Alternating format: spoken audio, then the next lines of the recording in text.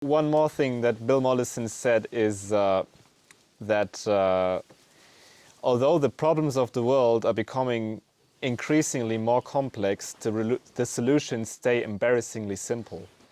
And this is something that permaculture focuses upon. But yeah, to start with, who of you likes good food?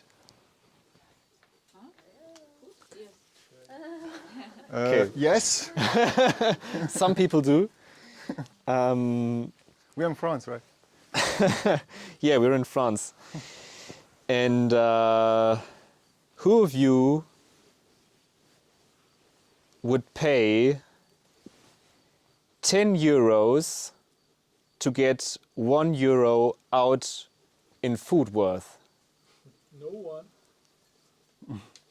Nobody. That's for sure. Oh, really? It's just a joke. So this is something I would like to start with, because the relativity or the relation between the energy we have to put into our food production nowadays with modern agriculture to what we actually get out of it is 10 calories of energy to 1 calorie of food worth. And the reason why this is the case, and I mean, no man with a common sense would agree to invest 10 euros over a time of, maybe 10 years or longer and get 1 euro out of it. It's not, it's not a good investment. So the reason why this is the case nowadays is because the modern agriculture is based on fossil fuels. And we use fossil fuels basically for everything. Like in this 10 calories here, we have things like fuel for tractors. We have things like herbicides and pesticides and fungicides and other toxic sites that are based on fossil fuels.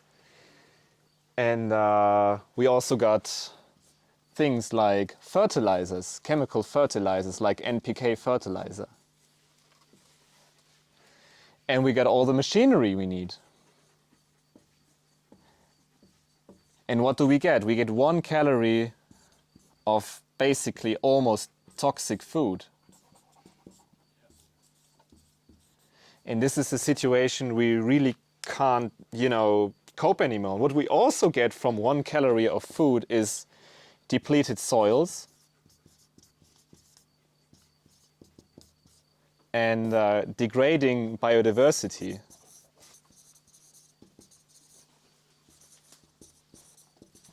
So all the big cultures of the earth that have lived like, I don't know how many thousand years ago, all the cultures that basically collapsed and really collapsed, not through, wars or ethnicities changing like the Roman Empire, but the ones that really, really collapsed because of poverty or food scarcity were cultures that depleted their soils. And there are lots of examples for that. And it was like through the way they managed their land, they depleted their soil so much that at some point the carrying capacity of the land was no longer given.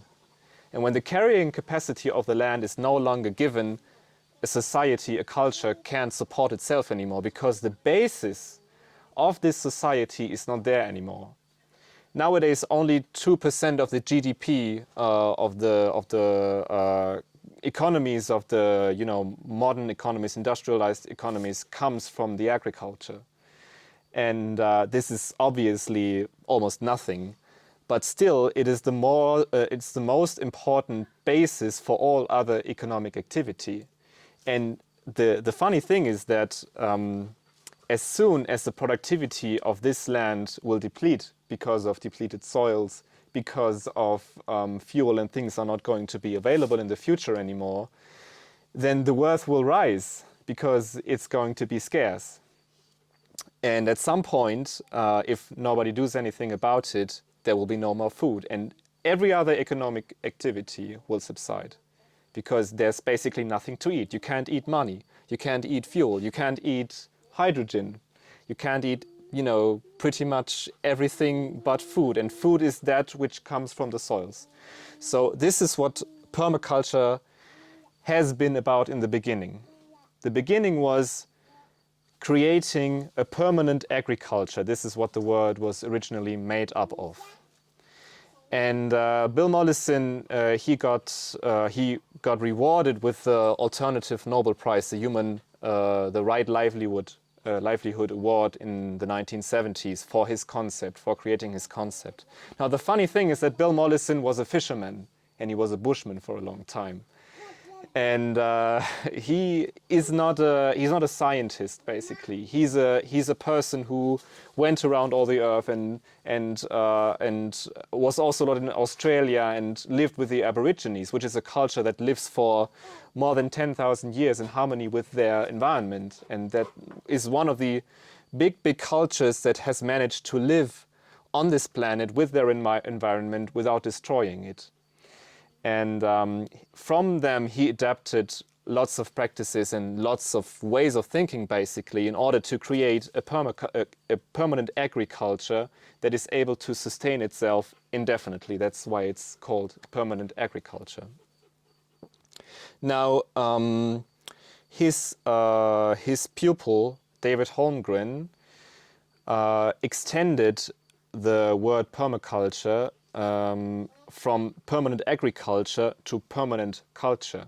And what he means by permanent culture is a society that is not only able to produce its food in an indefinite way, but it's also able to produce other things like energy, like housing, like our clothing, like the chairs that we sit on, in a way that's permanent. Because, of course, if you have the food problem solved, all the other things that we use for our everyday needs have to be produced in the same way.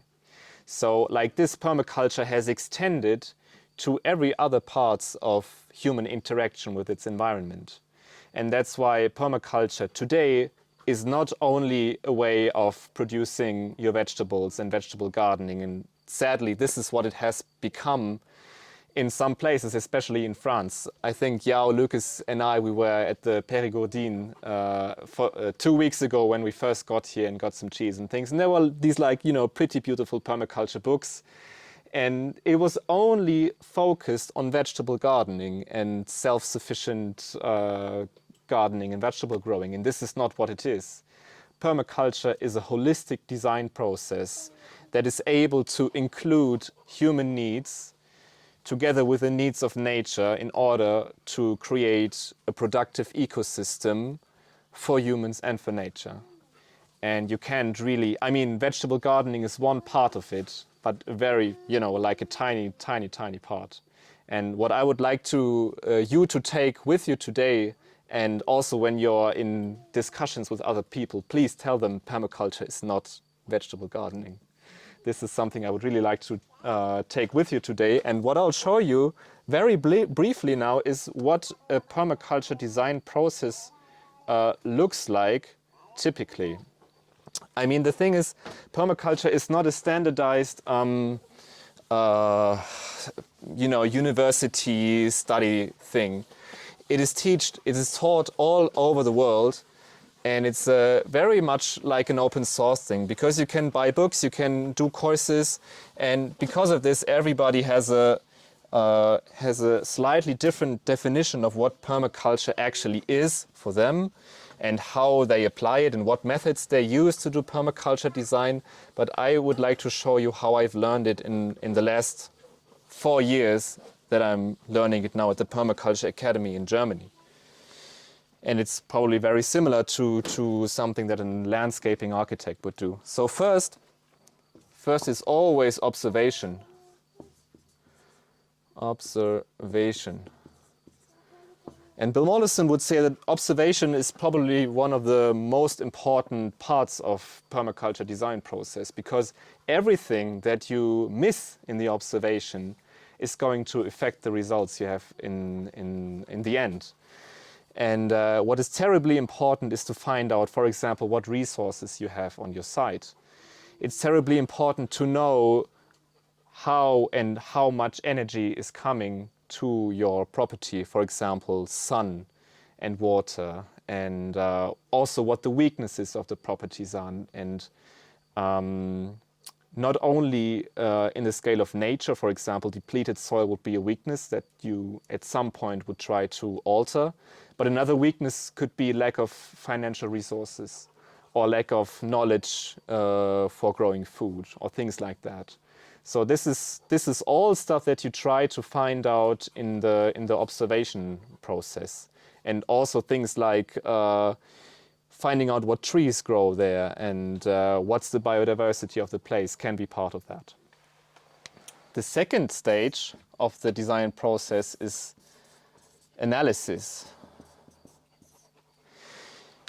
It is hard to get these two stages separated from each other, because it's, to really observe, you have to go into a place in like a meditative kind of state of mind. So there's always some analysis going on, but in this phase you really use certain methods in order to understand how the weaknesses and the strengths of a certain place, of a certain system in social and natural ways work together, and what you can derive from that. I'll give you an example. If you have very depleted soils, there might be a way to renew them if you have, for example, already a very good and large compost pile, and the owner just didn't think of using it on the large part of his property. He just used it for its vegetable garden. It's a very, very small, very obvious kind of example, but there may be resources that the owner hasn't thought of using for solving a certain problem.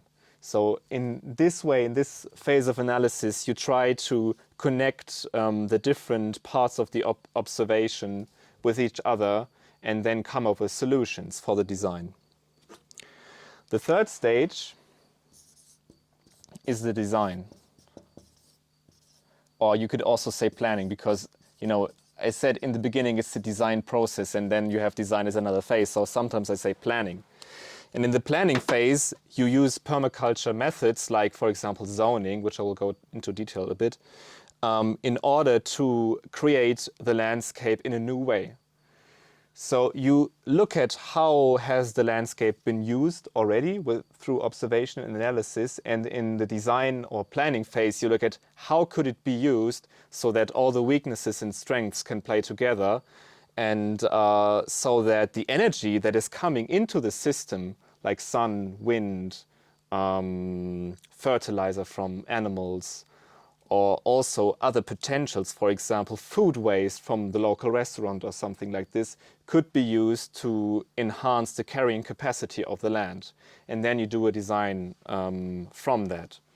And zoning is a very nice method to plan your land, because it actually gives you the possibility to say, we will use the land in different ways. Like, for example, you have zone 1, which is very small, and this is your house zone. And what you do there is you do your basic vegetable gardening and the self-sufficient part of your house and the daily needs that you have, the tomatoes, the salads, the courgettes, you get to pick for your everyday things. And you go there very often.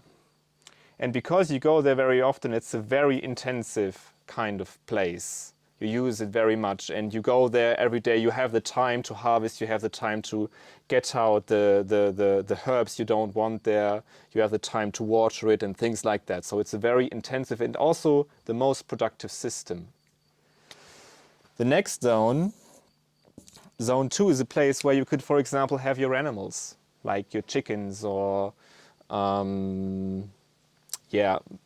animals that need daily maintenance. It could also be that you have like zone 2 like this here, so you have your stables here, for example, and your cows come here so that you can milk them every day or every twice a day. And this is less intensive, but you still have quite a high productivity in this place. You still have to go there every day, but not like twice or 3 times or 4 times a day. And then you have zone 3, where your sheep and your cows are walking around. You don't really have to manage them so much. You just have to put fences once in a while, or just, once a week, put them from one patch to another patch, and that's it. They're pretty much self-sufficient.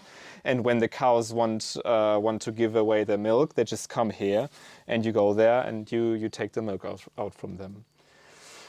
And and then in zone 4, you have, like, for example, fruit trees and nut trees, fruit and nut tree production. You don't have to do much. You go there to harvest. You go there once a year to prepare the trees for winter. You cut a little branch there and a little branch there. And other than that, you don't really do anything with it. You maybe mow it, but you can also use your animals to mow the grass away. And then the last zone, which is something that Yao is going to talk about, is zone 5, which is the wilderness zone. And in this zone, we only go there to watch and observe nature and let it do whatever it wants to do. And the thing is, the zones, they grow exponentially. So zone 5 should be the biggest zone in the whole permaculture, because it's actually useful and you are actually able to meet your needs in zone 1, 2, and 3 completely. And the thing is, you don't really have the capacity to manage all of the zones so intensively anyways. So this is one method to do a permaculture design. This is a very, perfect kind of ideal example. And in reality, it will look different. Of course, it's not like circles and things. But this is one method that is used to plan permaculture systems in order to give you an idea of how intense am I going to use what patch of my land. And then try to really maximize the zones that you are going to use most intensively. And also take a look at how can I have a very good productivity, for example, in zone 4, in relation to the amount of work I can invest. So this is one way of doing it. And the last thing is basically implementation. So at some point the whole thing has to get implemented. And this is something that most permaculture designers don't do, because it's much cheaper to hire a company to do that, because it's scalable, they are faster, they have the experience to do that. And then in the end, which is something I don't have space for, or maybe here, is optimize. So at some point the permaculture designer comes back, takes a look at how have the changes evolved, how has it changed the landscape, are there any disadvantages that have evolved from the implementation, from the measurements that have been taken, and then try to reverse them, or maybe even to enhance the positive aspects that have evolved from that. So this is a very, very short 18 minutes introduction to the design process. There's lots and lots more to talk about, but I wanted to keep it short, and also wanted to give you an idea how complex this whole process is. And there is one saying that in the beginning you can really take 1 year to do just this step, especially on a property that is this big than this one, unless you're a very experienced permaculture designer like Jeff Lawton. He comes here and he looks around and he pretty much has an idea of what to do, because he has planned, so like he's done like 500, 600 designs probably. But if you're not so experienced, it is a good idea to really have an extensive observation, because otherwise you might miss something that will really give you problems in this and in this phase. So, yeah, that's it.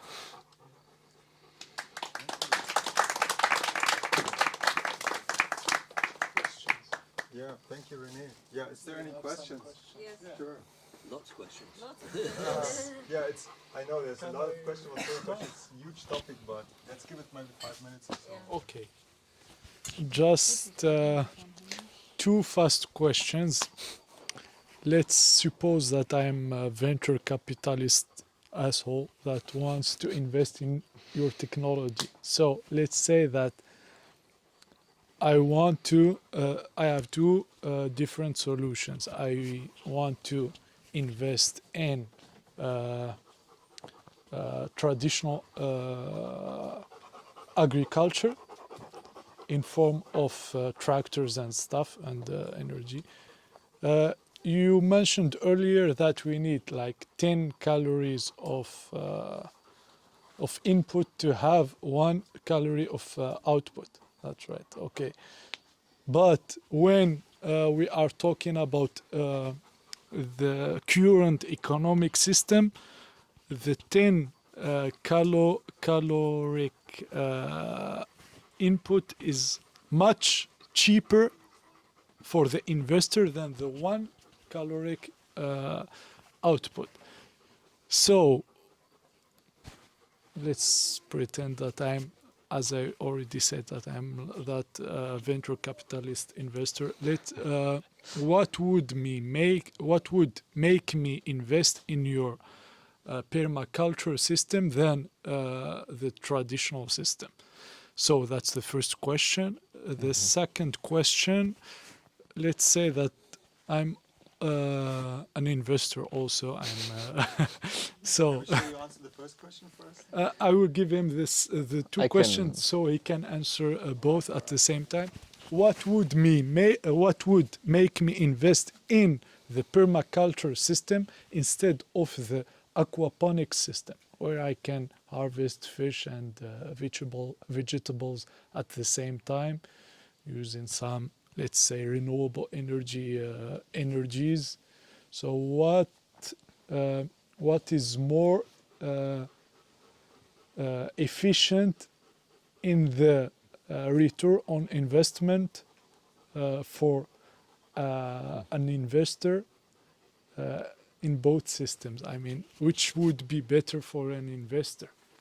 And if the second system is better, how would you change the current system so that it can invest in the system that would be more environmental and beneficial for the human beings than the ones that would make more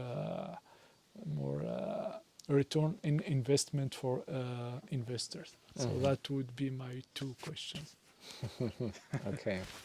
So first of all, I'm not really an expert on the field of aquaponics, but what I know is that Bill Mollison also used aquaponics in his permaculture designs. And the thing is, now we have to go a step back, because aquaponics is a product. Permaculture design is a holistic design system in which you can use aquaponics if necessary or if it fits in the design. So you can't really compare them both. You might be able to compare aquaponics with, traditional fish farming, like in a pond or something. This is a product. You compare it to another product like aquaponics, but you can't really compare one system of designing, one way of thinking about designing a landscape with one product, which is aquaponics. And in permaculture, we try to think in qualities, not in products. For example, we could ask ourselves, what are the qualities of aquaponics? One quality is that our output is fish.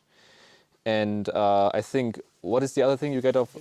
You get vegetables out. And you have this nice combination of the fertilizer of the fish, which then get used by the vegetables, and then you have some roots or things that the fish can eat and things like that. So this is, and then you could ask yourself, okay, in what other ways can we fulfill these needs or these qualities that we have from this aquaponics, and then we could say, oh yeah, we could, you know, think of a very complex, you know, pond system, and that fits perfectly into our landscape, and we just established that because it's better scalable and things like that, and we don't use the aquaponics system because it doesn't fit here. Permaculture solutions are always about context. You really have to have an idea about your context in order to make a decision about what products you are going to use there. But you don't go and say, okay, I have this idea, I want to use this product here, and this is the way human minds usually work. Yes. We see something, you know, we go through the Brico, sorry? Catalog. Yeah, catalog. We see, oh yeah, I want this, you know, this new fence. Looks perfect, looks gorgeous, my neighbors will love it. In the permaculture way, we would think about, okay, how could I do the need of, for example, my neighbor not seeing me when I'm naked in the garden with something else. And then you start to plan, for example, a Benjeshecke, which is basically a very natural hedgerow, a natural hedge in which animals can nest, and that provides a greater biodiversity than the fence. So this is one more aspect of permaculture. And to answer your first question, if you are an investor that is aiming for short-term return on investment, you don't invest in permaculture.